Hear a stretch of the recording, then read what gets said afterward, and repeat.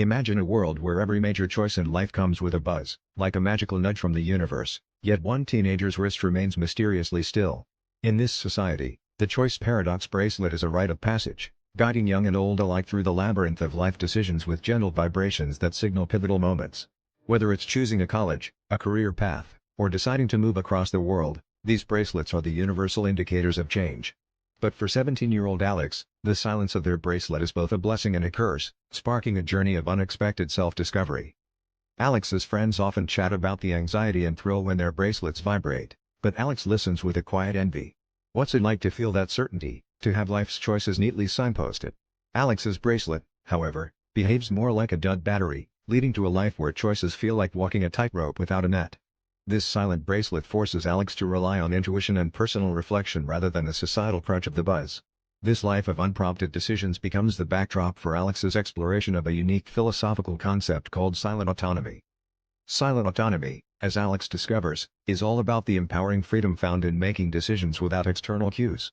It's the philosophy that champions the idea of finding one's own path, even when the world expects you to follow the hum of a preordained destiny.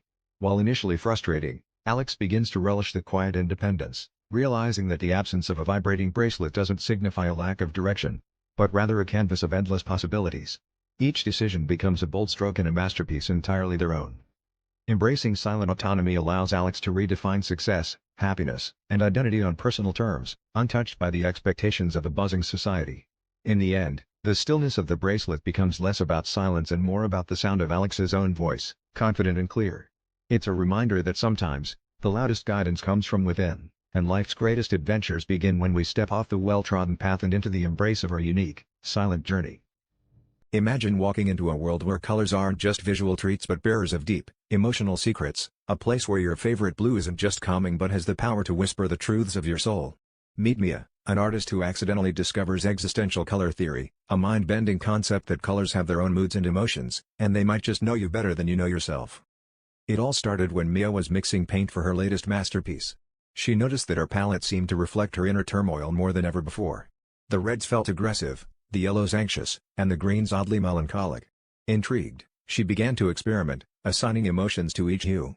This led her on a chaotic journey of self-discovery, as she painted her way through a kaleidoscope of feelings, each brushstroke a conversation between her inner world and the vibrant colors before her. As Mia delved deeper, she found herself in hilarious situations, like trying to convince her skeptical art group that her blue painting was actually feeling existential dread that day. Conversations with her colors became a daily ritual, each one offering surprising insights into her psyche.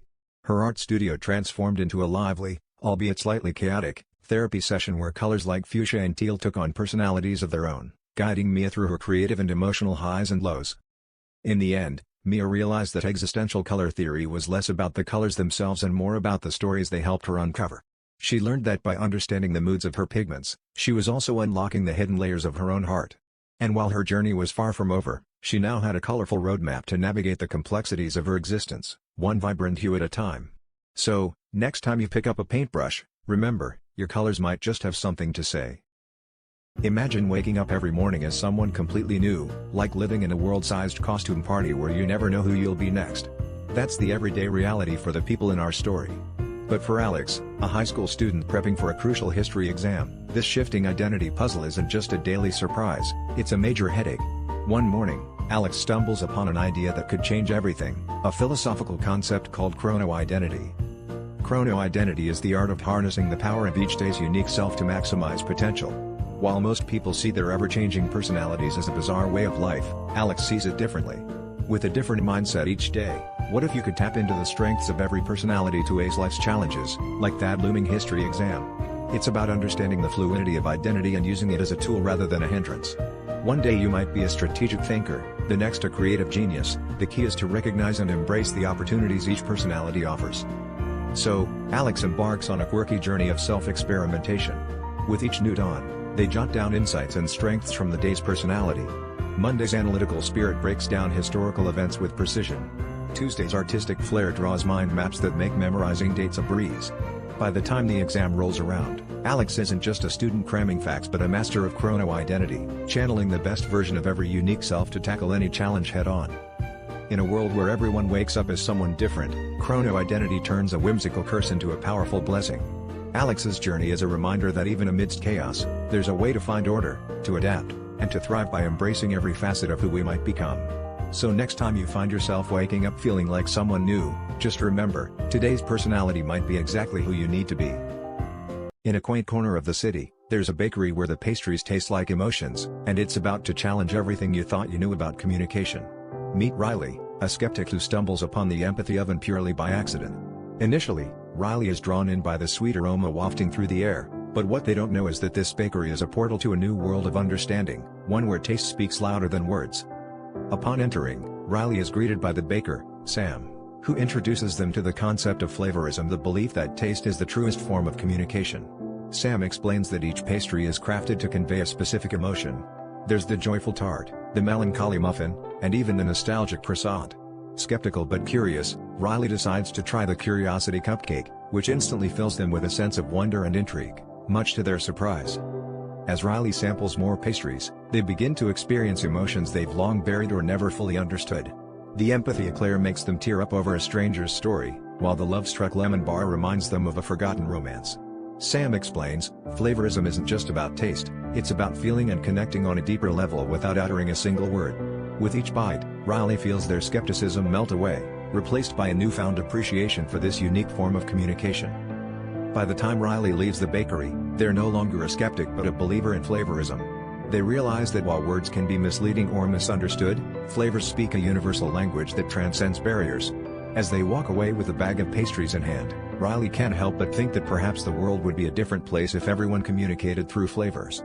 And so, a skeptic is turned into a messenger of flavorism, ready to spread this delicious philosophy to anyone willing to listen, or taste. Ever wondered what life would be like if you could hand over your heartache like passing a note in class? Welcome to a world where emotion transference is as common as sharing memes, and emotions are more contagious than a yawn. Meet Lily, a bright-eyed teenager who stumbles upon this strange power during a particularly awkward chemistry class. One minute she's doodling in her notebook, and the next, she's feeling her classmates' anxiety over next week's exam. To her surprise, Lily discovers she can send her calmness back, like a sweet, invisible bomb. As her ability grows, she starts to notice the chaos it can cause. Imagine a room full of teens suddenly swapping crushes and worries like trading cards. She realizes she needs to master this gift, so she dives into the philosophy of emotional equilibrium, a concept that teaches balance in the chaos of shared feelings. It's about finding that zen zone where you can feel deeply without getting overwhelmed, much like surfing an emotional wave without wiping out.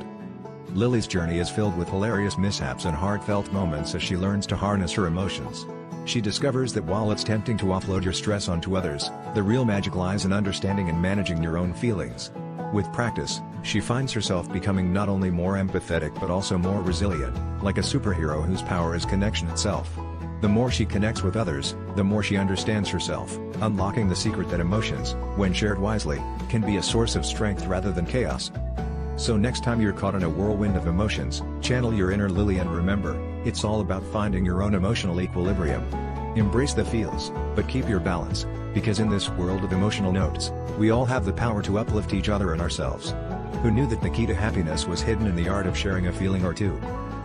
Imagine waking up to the smell of burnt toast, the monotonous drone of your alarm clock, and the same old pair of mismatched socks, every single day.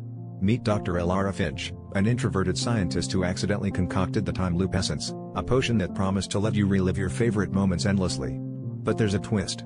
Instead of basking in the glory of her groundbreaking discovery, she's trapped in the loop of her most ordinary day.